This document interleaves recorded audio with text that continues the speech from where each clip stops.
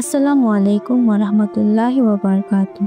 সুপ্রিয় দর্শক, আমার চ্যানেলে আপনার স্বাগতম। আজকে আমি তিনটি সংক্ষিপ্ত গল্প আপনাদের জন্য নিয়ে এসেছি। এই তিনটি গল্প আপনার ধ্যান ধারণা, আপনার মনোবল শক্তি পরিবর্তন করতে পারে। সুতরাং শেষ পর্যন্ত দেখতে থাকুন। হযরত আবু হুরায়রা রাদিয়াল্লাহু তাআলা আনহু হতে বর্ণিত, রাসূল সাল্লাল্লাহু আলাইহি ওয়াসাল্লাম ইরশাদ করেছেন, সর্বশেষ যে ব্যক্তি জান্নাতে প্রবেশ করবে তার অবস্থা এরূপ হবে যে বদ আমলের কারণে প্রথমে তার ঠিকানা হবে জাহান্নামে, যদিও সে মুমিন হোক না কেন। কারণ মুমিন বান্দাকেও তার বদ আমলের কারণে শাস্তি ভোগ করতে হবে। এই জন্য সে প্রথমে জাহান্নামে যাবে। জাহান্নামে দগ্ধ হওয়া অবস্থায় সে আল্লাহর কাছে আরজ করবে, হে আল্লাহ, জাহান্নামের অগ্নিশিখা ও তার উত্তাপ আমাকে পুড়ে ফেলেছে। আমার প্রতি অনেক দয়া হবে যদি আপনি আমাকে ক্ষণিকের জন্য হলেও জাহান্নাম থেকে সরিয়ে পাড়ে বসিয়ে দেন, যেন অল্প সময়ের জন্য হলেও জাহান্নামের আগুনের দহন থেকে বাঁচতে পারে। আল্লাহ তাআলা তাকে বললেন, যদি আমি তোমাকে সেখানে বসিয়ে দিই, এরপর আরো কিছু দাবি করবে না তো?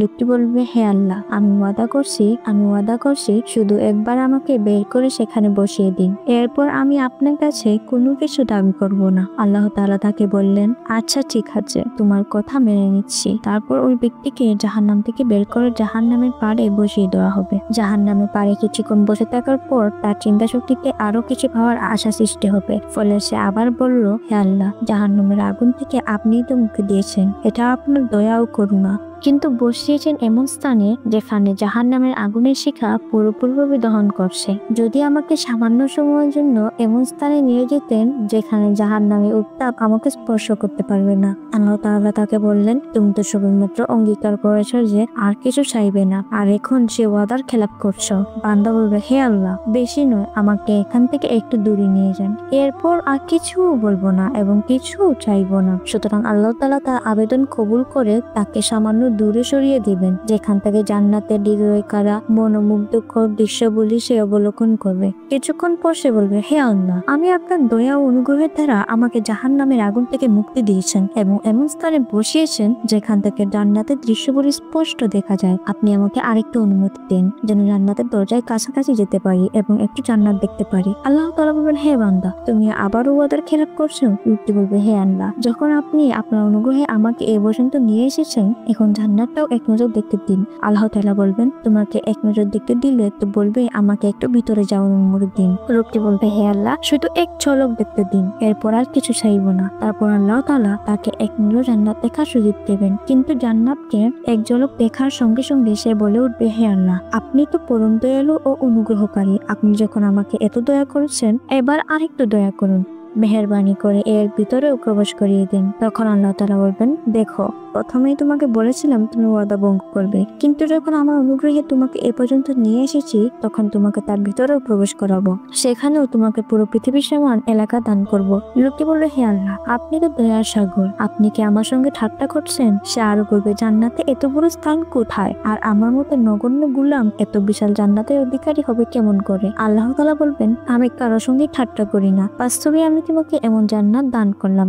হাদিস শরীফে এসেছে, রাসূল সাল্লাল্লাহু আলাইহি ওয়াসাল্লাম এই হাদিসটি বলার সময় হেসেছিলেন। এরপর যেসব সাহাবী হাদিসটি শুনেছেন তারাও তাদের শাগিরদের কাছে এই হাদিসটি বর্ণনার সময় হেসে বর্ণনা করতেন। তারপর তারাও তাদের ছাত্রদের সাথে বর্ণনা করার সময় হেসে হাদিসটি বর্ণনা করতেন। সত্যি কথা বলতে আমিও আপনাদের হাদিসটি বলার সময় হেসে হেসে হাদিসটি বর্ণনা করেছি। আবু হুরায়রা রাদিয়াল্লাহু তাআলা আনহু ও এক জিনের গল্প। আবু হুরায়রা রাদিয়াল্লাহু তাআলা আনহু থেকে বর্ণিত, তিনি বলেন, এক রমজানে রাসূলুল্লাহ আলাইহি ওয়াসাল্লাম আমাকে যাকাতের সম্পদ রক্ষা করার দায়িত্ব দিলেন। দেখলাম কোন এক আগন্তুক এসে খাদ্যের মধ্যে হাত দিয়ে কিছু নিতে যাচ্ছে।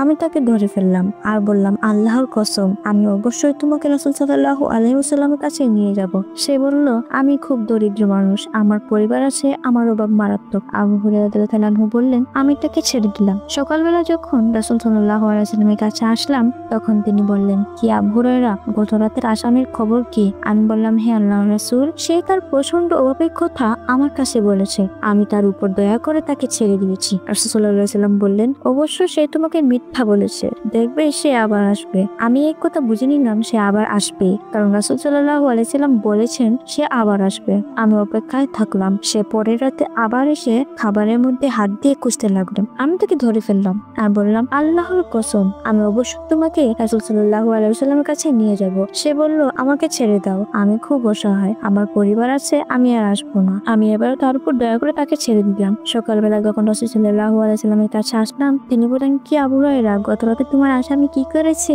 আমি বললাম, হে আল্লাহর রাসূল, সে তার চরমভাবের কথা আমার কাছে বলেছে, তার পরিবার আছে, তার সন্তানাদি আছে, আমি তার উপর দয়া করে তাকে ছেড়ে দিয়েছি। রাসূল সাল্লাল্লাহু আলাইহি সাল্লাম বললেন, অবশ্য সে মুখে মিথ্যা বলেছে, দেখো সে আবার আসবে। তৃতীয় দিন আবার অপেক্ষাতে থাকলাম। সে আবার এসে খাবারের মধ্যে হাত ঢুকিয়ে খুঁজতে লাগলো। আমি তাকে ধরে ফেললাম আর বললাম, আল্লাহর কসম, আমি অবশ্যই তোমাকে রাসূল সাল্লাল্লাহু আলাইহি সাল্লামের কাছে নিয়ে যাব। তুমি তিনবারের শেষবার এসেছো, বলেছো আসবে না, আবার এসেছো। সে বলল, আমাকে ছেড়ে দাও, আমি তোমাকে কিছু বাক্য শিক্ষা দেব যা তোমার খুব উপকারে আসবে। আমি বললাম, কি সে বাক্যগুলি? সে বলল, যখন তুমি নিদ্রা যাবে তখন আয়াতুল কুরসি পাঠ করবে, তাহলে আল্লাহর পক্ষ থেকে তোমাকে একজন রক্ষক পাহারা দেবে, আর সকাল পর্যন্ত শয়তান তোমার কাছ থেকে আসতে পারবে না। আমি তাকে ছেড়ে দিলাম। সকালবেলা যখন রাসূল সাল্লাল্লাহু আলাইহি সাল্লাম কাছে আসলাম, তখন তিনি বললেন, কি আবু হুরায়রা, গত রাতে তোমার আসামি কি করেছে?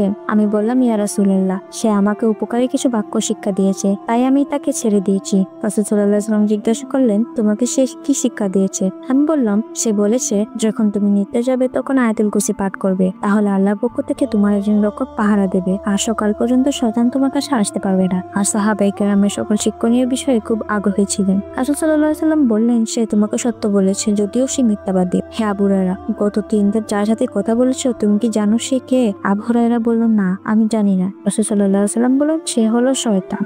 একদা মুসা আলাইহিস সালাম আল্লাহ তাআলার কাছে মুনাজাত করে বললেন, হে আল্লাহ, জান্নাতে আমার সঙ্গী কে হবে? দুনিয়াতে তার সাথে আমার সাক্ষাৎ করিয়ে দিন। তখন জিবরাইল আলাইহিস সালাম আগমন করলেন এবং বললেন, হে মুসা, অমুক এলাকার অমুক কসাই ব্যক্তি হবে তোমার জান্নাতের সঙ্গী। একথা শুনে মুসা আলাইহিস সালাম কিছুটা বিস্মিত হলেন, এই ভেবে যে তার মতো নবী জান্নাতের সঙ্গী হবেন সাধারণ একজন মানুষ, সাধারণ একটি কসাই। তার জানার আগ্রহ হলো যে কসাই লোকটি কি এমন আমল করে যার বদৌলতে জান্নাতে সে নবীর পাশাপাশি অবস্থানে থাকা মর্যাদা লাভ করবে। মুসা আলাইহিস সালাম ঠিকানা মোতাবেক উক্ত কসাইয়ের সাথে দেখা করার জন্য তার দোকানে গেলেন। যুবক বয়সে একজনকে গোশত বিক্রিতে মগ্ন অবস্থায় দেখতে পেলেন। মুসা আলাইহিস সালাম গভীর মনোযোগ দিয়ে লোকটি কাজকর্ম লক্ষ্য করতে লাগলেন, কিন্তু এমন কোনো বিশেষ আমল তার চোখে পড়ল না যার বদৌলতে লোকটি নবীর সাথে জান্নাতে প্রবেশের মর্যাদা লাভ করতে পারে। যখন সন্ধ্যা নেমে এলো, তখন কসাই ব্যক্তি গোশতের একটি থলে নিয়ে বাড়ির দিকে রওনা হলো। মুসা আলাইহিস সালাম উক্ত কসাইয়ের পিছু নিলেন, নিজের পরিচয় গোপন করে তার বাড়ির মেহমান হবার আবেদন করলেন। কসাই লোকটিও রাজি হয়ে গেল।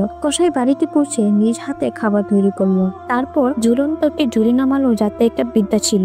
বৃদ্ধাকে ভালো করে গোসল করালো, তাকে নিজ হাতে খানা খাওয়ালো। খানা শেষ হলে বৃদ্ধাকে আবার আগের স্থানে রেখে দিল। মুসা আলাইহিস সালাম লক্ষ্য করলেন উক্ত বৃদ্ধা পিড়বিড় করে কি যেন বলছে। বয়সের ভারে বৃদ্ধার মুখে জড়তার কারণে তার স্পষ্ট সেসব কথা পরিষ্কারভাবে বোঝা যাচ্ছিল না। এরপর কসাই ব্যক্তি মুসা আলাইহিস সালামকে মেহমানদারি করালেন, তার সামনে খানা পেশ করলেন। খানা শুরু করার আগেই মুসা আলাইহিস সালাম জিজ্ঞাসা করলেন, এ বৃদ্ধা কে? কসাই লোকটি জবাব দিল, আমার মা, আমি তার খিদমত করি। মুসা আলাইহিস সালাম জিজ্ঞাসা করলেন, একটু আগে তোমার মা নিজের পাশে বিড়বিড় করে কি বলছিল? কসাই জবাব দিল, আমি যখনই মায়ের খিদমত করি তখনই তিনি বলেন, আল্লাহ তোমাকে ক্ষমা করুন এবং তোমাকে জান্নাতে মুসা নবীর সঙ্গী বানান। মুসা আলাইহিস সালাম বললেন, হে যুবক, আমি তোমাকে সুসংবাদ দিচ্ছি, আল্লাহ তাআলা তোমার মায়ের দোয়া কবুল করেছেন। আমি আল্লাহ তাআলার কাছে জান্নাতে আমার সঙ্গী কে হবে তা জানতে চেয়েছিলাম, তখন আল্লাহ তাআলা তোমার কথা বলেছেন। আমি তোমার পরিচয়ের জন্য তোমার পিছু নিয়েছিলাম, কিন্তু আমি তোমার মাঝে মায়ের খিদমত ছাড়া আর কোনো বিশেষ আমল খুঁজে পাইনি। এর মানে হলো মায়ের খিদমতের পুরস্কার হিসেবে আল্লাহ তাআলা তোমাকে জান্নাতে আমি মুসার সঙ্গী হিসেবে নিয়ামত দান করেছেন। আর এটা হচ্ছে আমার 3টি ছোট গল্প। এই ছোট গল্প থেকে যদি আপনি অনুপ্রাণিত হন এবং কিছু শিক্ষা গ্রহণ করতে পারেন, তাহলে অবশ্যই লাইক, শেয়ার এবং পরবর্তী ভিডিওর জন্য সাবস্ক্রাইব করে রাখবেন, যাতে আমি আগামীতেও আরো অনেক শিক্ষণীয় বিষয় আপনাদের সামনে তুলে ধরতে পারি।